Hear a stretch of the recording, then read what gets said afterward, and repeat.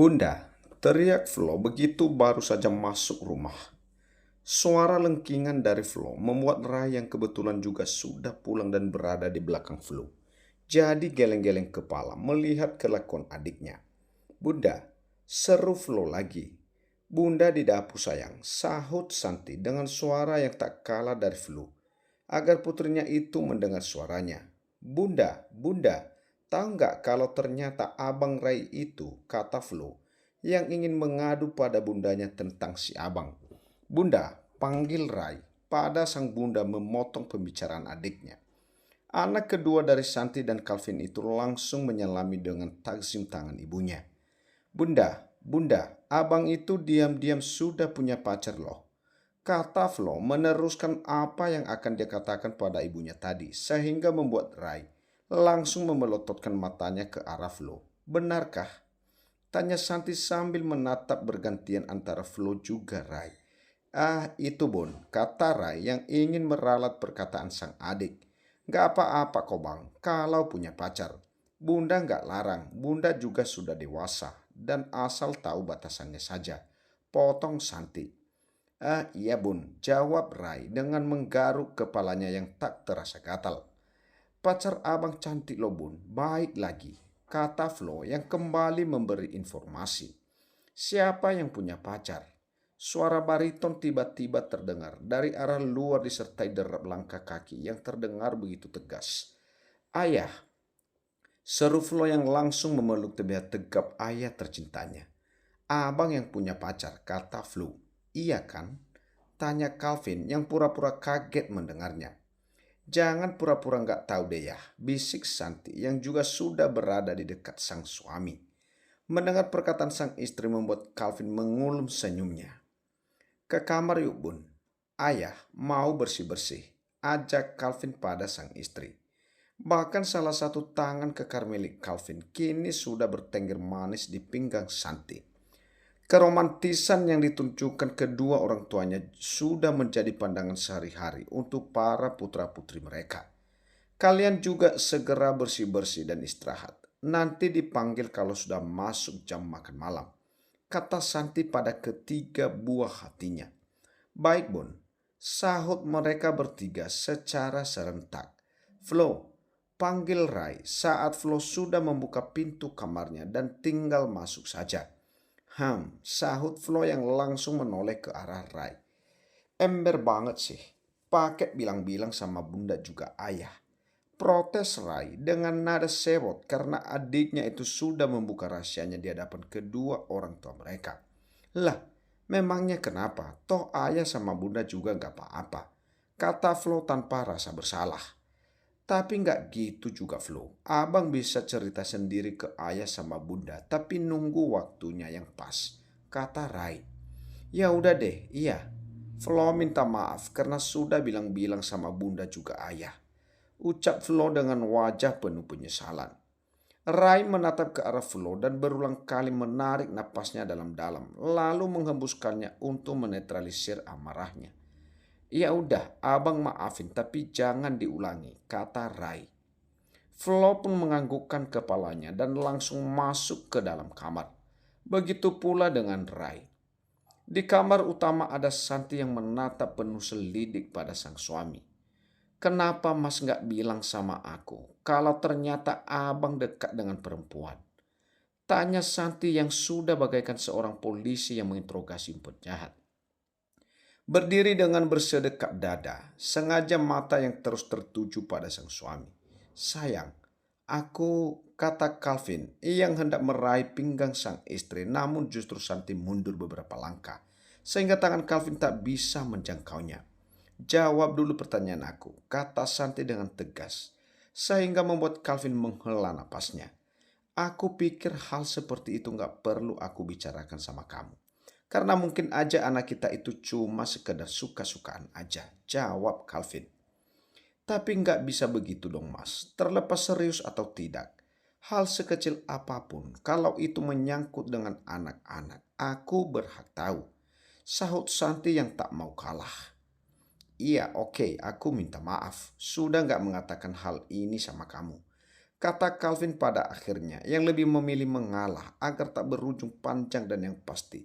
Dirinya terancam dia tidur di luar atau istirahat keluar dari kamar. Tapi nyatanya perkataan Calvin itu tidak membuat Santi PAS. Oke, lain kali ada info apa-apa tentang mereka akan segera aku kasih tahu, kata Calvin pada akhirnya. Santi kembali mendapat dan tangannya langsung bergerak lincah membantu sang suami untuk melepas satu persatu kancing kemejanya. Sedangkan untuk Calvin, kedua tangan kekarnya sudah melingkar sempurna di pinggang ramping sang istri.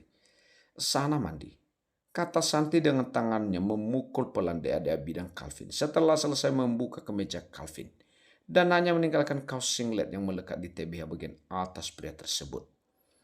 Maunya mandi sama kamu, jawab Calvin yang tadi sempat menggelengkan kepalanya. Enggak, pasti nanti lama dan ujung-ujungnya yang enggak di dalam sana.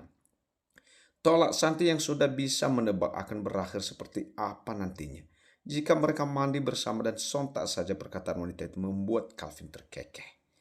Bukan enggak sayang, tapi iya, ralat Calvin dengan diikuti tawa. Calvin pun melepaskan rengkuhannya. Semua, Santi mengira suaminya itu langsung mau ke kamar mandi. Taunya Calvin malah mengangkat TBH Santi dengan posisi bridal style menuju ke dalam kamar mandi. Calvin seolah tuli dan tidak menghiraukan perkataan sang istri yang minta turun. Benarkah kata aku? Kata Santi yang sini di dalam kamar mandi menunggu Calvin memakai jubah mandinya. Tapi enak kan? Tanya Calvin dengan maksud menggoda sang istri. Pertama aja sok-sokan nolak, nggak mau. Tapi ujung-ujungnya nggak mau berhenti. Sambung Calvin yang mengingat bagaimana sang istri saat mereka berbenkean tim. Santi terus saja mendesak dan menjerit keenakan. Bahkan meminta Calvin untuk terus saja bergerak dengan liar di atasnya. Mendengar perkataan sang suami membuat pipinya langsung memanas. Santi akui meskipun suaminya itu sudah berumur, namun staminanya tak bisa diragukan. Masih saja sama seperti waktu masih muda dulu, dan selalu bisa membuat Santi menjerit keenakan. Dan yang pasti membuat keduanya merasa PUS, sehingga tak perlu mencari SAN lain di luar sana. Karena merasa kasihan, Calvin kembali menggendong sang istri keluar dari kamar. Tak hanya sampai di situ, Calvin mengambilkan pakaian sang istri. Dan dengan begitu telaten membantu Santi mengenakan pakaian, juga mengeringkan rambutnya yang basah. Baru setelah itu, bergantian dirinya yang berganti pakaian.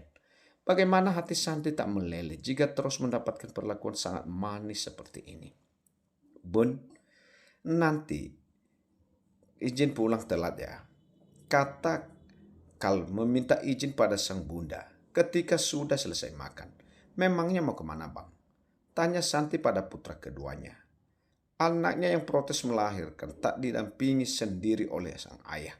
Putra yang pernah disangka oleh sang ayah berjenis kelamin perempuan. Ada rapat bembun. Rencananya mau bahas acara bazar yang hasilnya nanti untuk amal. Dan habis itu rencananya mau mampir ke bengkel. Jawab Rai yang mengatakan rencana kegiatannya hari ini. Yang penting nanti makan malam di rumah, sahut Santi. Yang secara tidak langsung sudah memberi batasan jam berapa putranya itu harus pulang. Rai usahakan Bon, jawab Rai. Kak, panggil Santi pada putra sulungnya yang sedari tadi hanya diam dan fokus dengan apa yang dilakukan.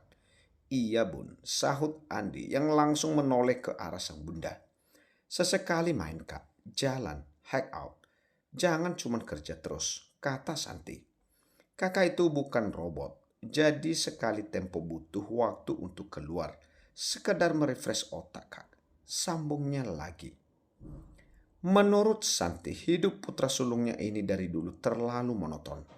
Dari sejak sekolah kegiatannya hanya sekolah, les pulang, begitu terus. Waktu kuliah pun sama dan sekarang, walau sudah bekerja tak jauh beda kegiatannya. Bangun pagi, berangkat kerja. Sore bahkan malam baru pulang kerja dan langsung pulang ke rumah tanpa mampir atau nongkrong kemana gitu. Dan hal itu justru membuat Santi yang notabene sebagai ibunya menjadi khawatir. Kalau begini terus, kapan putranya itu akan menemukan jodohnya? Padahal usia Andi sudah bisa dibilang lebih dari cukup untuk membina rumah tangga.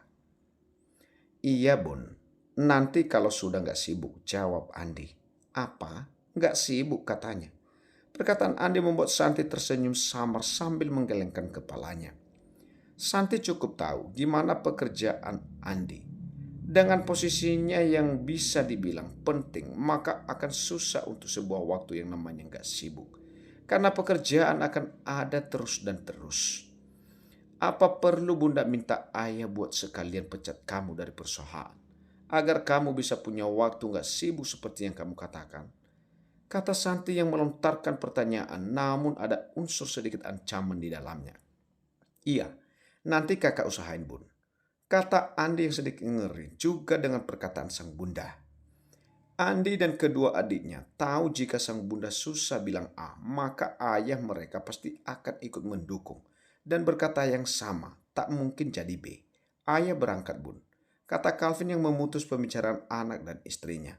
Calvin tak ingin ruang makan mereka pagi ini berubah jadi ajang perdebatan yang berakhir dengan mood sang istri berubah menjadi buruk.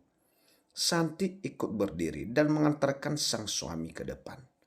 Jangan terlalu keras sama anak-anak bun, mereka sudah cukup dewasa. Jadi tahu apa yang mereka lakukan terutama Andi. Kata Calvin menasehati sang istri ketika mereka sudah sampai di teras depan. Bunda cuma ingin, kata Santi. Iya, ayah tahu bunda, ingin yang terbaik untuk mereka. Tapi bunda juga nggak bisa terus-menerus mengatur mereka bunda. Potong Calvin. Kita harus bisa tarik ulur. Jangan terus-terusan menarik hingga bisa membuat anak-anak berontak. Atau terus kita ulur yang mengakibatkan mereka lengah dari pengawasan. Dan akan sulit untuk dinasihati. Papar Calvin. Ayah berangkat dulu ya. Nanti jangan lupa kasih kabar ke ayah kalau bunda mau berangkat ke toko. Pamit Calvin yang diangguki oleh Santi. Tak lama selepas Calvin pergi, anak-anak mereka pun satu persatu mulai berpamitan untuk berangkat ke tempat aktivitas masing-masing. Ikut yuk, ajak Rai saat dirinya sudah selesai rapat BEM dan menghampiri Jia yang juga lari selesai kelas. Sejak kejadian di kantin, Rai makin terang-terangan menunjukkan kedatangan dengan Jia. Jia pun hanya bisa pasrah menerima. Toh mau pura-pura tak begitu kenal seperti yang kemarin-kemarin sudah tak memungkinkan. Sudah terlanjur ketahuan kedekatan mereka. Kemana? Tanya Zea. Ke bengkel. Ada sesuatu yang mesti aku urus di sana. Jawab Rai. Enggak ah, kamu aja. Aku takut malah bosan nanti di sana. Tolak Zea yang malah sudah membayangkan bakal ditinggal kerja oleh Rai nanti. Sesampai di bengkel. Nggak bakal. Lagian aku juga nggak lama kok di sana, sahut Rai. Ya, ikut ya. Please, pinta Rai. Iya, yakin janji nggak lama, kata Zea pada akhirnya yang diangguki oleh Rai. Tanpa keduanya sedari tadi ada seseorang yang sudah melihat serta mendengar interaksi keduanya. Lihat saja bakal gue kasih pelajaran tuh cewek tak tahu diri. Katanya dengan kedua tangan yang sudah mengepal. Entah rencana busuk apa yang akan dia lakukan pada Jea nantinya.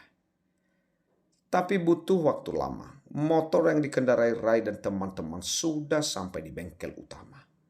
Karena saat ini bengkel yang punya sudah mempunyai beberapa anak cabang. Rai langsung masuk ke area bengkel dengan tangan yang tak lepas menggenggam erat salah satu tangan Zea. Gandengan terus, mau nyebrang pak. Seloroh Calvin dengan mata melihat ke arah tangan Rai dan Zea. Sirik bilang bos, cibir Rai.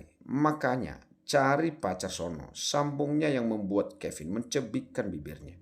Kalian duduk dulu, gue ada perlu bentar di dalam. Pamit Rai yang kini sudah melepaskan genggaman tangannya dan beralih menarikkan kursi untuk duduk Zea yang membuat Kevin semakin baper. Keesokan harinya, Jea sedang sendiri di toilet kampus. Merasa terkejut karena tiba-tiba tangannya ditarik oleh seseorang. Baru saja menoleh, tapi pipinya sudah langsung mendapatkan sebuah tamparan yang membuat telinganya sedikit berdengung. Risa, apa-apaan ini? Tanya Jea menatap gadis yang beberapa hari kemarin membuat gara-gara dengannya di kantin. Gue cuma ngasih sedikit pelajaran buat cewek tak tahu diri kayak lo, jawab Risa. Kedua tangan Jea pun langsung dipegang oleh Gendis dan Nanda begitu mendapatkan kode dari Risa. 3 lawan 1. Tentu saja Jea kalah jumlah dari mereka. Risa kembali menampar pipi Jea hingga beberapa kali.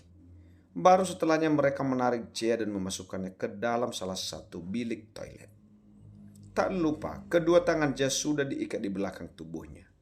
Mulutnya pun sudah dipasang lakban agar tak ada suara yang keluar. Tak sampai di situ, tubuh Jea kini sudah basah kuyup akibat disiram air oleh Risa. Yang membuat gadis itu menggigil kedinginan. Allah akan membusuk di sini, kata Risa dengan tangan mencengkram rahang Jea dan kemudian menghempaskannya dengan sangat kasar.